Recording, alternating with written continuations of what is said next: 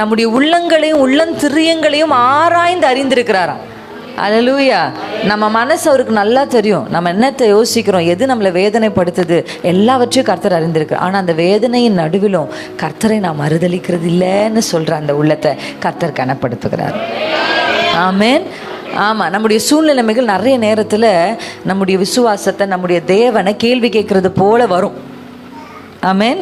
ஆமாம், நம்முடைய லைஃப்பில் நம்ம சந்திக்கிற பிரச்சனைகள் கூட கர்த்தரை ஏன்னா இந்த மறுதலிக்கிற காரியத்தை பிசாசு ஏதோ உங்ககிட்ட என்கிட்ட மட்டும் ட்ரை பண்ணல, அது இயேசுவின் இடத்துல அவன் ட்ரை பண்ணுறான். ஆமாவா இல்லையா? ஏதோ உங்களுக்கோ எனக்கோ வர்ற சோதனை இல்லை தேவனை மறுதலிக்கிறது, இது இயேசு சந்தித்த சோதனை.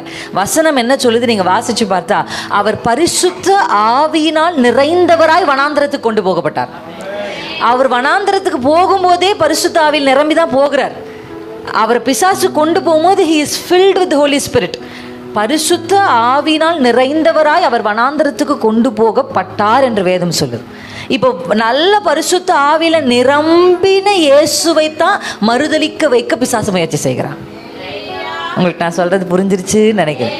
நல்ல ஆவியில் நிரம்பி அந்நிய பாஷை பேசி கர்த்தருக்குள்ள இருக்கிற நம்மை, ஏதோ நேத்து வந்த விசுவாசி அல்ல, யார நம்ம ஆவியில வளர்ந்த நம்மை சோதித்து கர்த்தரை மறுதலிக்க செய்ய முயற்சி செய்வான் பிசாசு.